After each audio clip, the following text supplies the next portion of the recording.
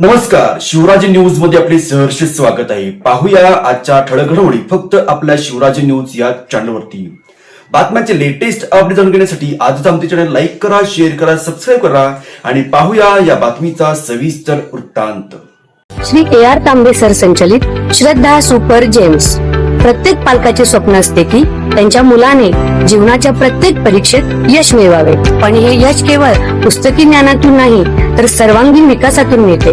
तुमच्या मुलाच्या उज्ज्वल भविष्याचा पाया रचण्यासाठी वचनबद्ध आहे श्री AR तांबे सर संचलित श्रद्धा सुपर जेम्स, जिथे स्पोर्ट्स, आर्ट अँड स्किल आधारित प्रोग्रामच्या माध्यमातून आम्ही तुमच्या मुलाला कॉन्फिडंट, क्रिएटिव्ह आणि वेल राऊंडेड इंडिव्हिज्युअल्स म्हणून घडवतो. तर तुमच्या मुलांच्या स्वप्नांना पंख देण्यासाठी आणि प्रवेशासाठी आजच भेट द्या. आमचा पत्ता यशोलक्ष्मी नगर रोड, कोल्हापूर नाका, इचलकरंजी. संपर्क 8600826700. वीज कर्मचाऱ्यांची सानुग्रह अनुदान तात्काळ मंजूर करा. इलेक्ट्रिसिटी लाईन स्टाफ असोसिएशनची मागणी.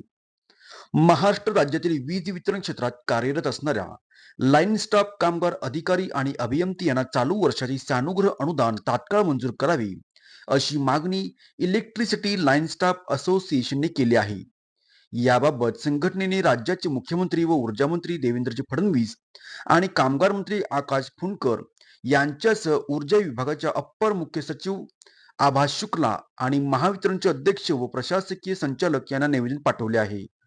दरवर्षी नियमित मिळणारे हे अनुदान चालू वर्षात अद्याप जाहीर न झाल्याने कर्मचाऱ्यांच्यामध्ये तीव्र नाराजी पसरली आहे. महावितरण कंपनीच्या थकबाकी वसूलच्या धोरणामुळे हे अनुदान रोखले जात असल्याचा आरोप संघटनेने केला आहे. गेल्या वर्षी कंपनीची थकबाकी सुमारे 2200 कोटी रुपये होती. ती कामगारांच्या सामूहिक प्रयत्नामुळे मार्च अखेरपर्यंत 1800 कोटी रुपयावर आणण्यात यश आले आहे.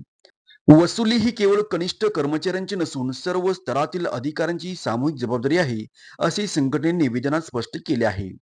राज्यात सध्या वाढत्या तापमानाची लाट असल्याने महाराष्ट्र शासनाने दुपारी 12 ते 4 या वेळेत विश्रांतीचा कालावधी दिला आहे. अशा कठीण आणि संवेदनशील परिस्थितीतही महावितरण प्रशासनाने कर्मचाऱ्यांच्यावर अतिरिक्त वसुलीचे बंधन घालून त्यांची सानुग्रह अनुदान थांबवणे चुकीचे आहे. प्रशासनाच्या या धोरणामुळे कर्मचाऱ्यांच्या निष्ठेवर आणि कार्यप्रेरणेवर विपरीत परिणाम होत आहे. त्यामुळे प्रशासनाने कोणतीही अतिरिक्त अट न लावता थकबाकी वसुलीच्या नावाखाली सुरू असलेली एकतर्फी कारवाई थांबवावी आणि कामगार दिनाच्या औचित्य साधून कर्मचाऱ्यांची सानुग्रह अनुदान तात्काळ जाहीर करावी, अशी आग्रही मागणी इलेक्ट्रिसिटी लाईन स्टाफ असोसिएशनने केली आहे.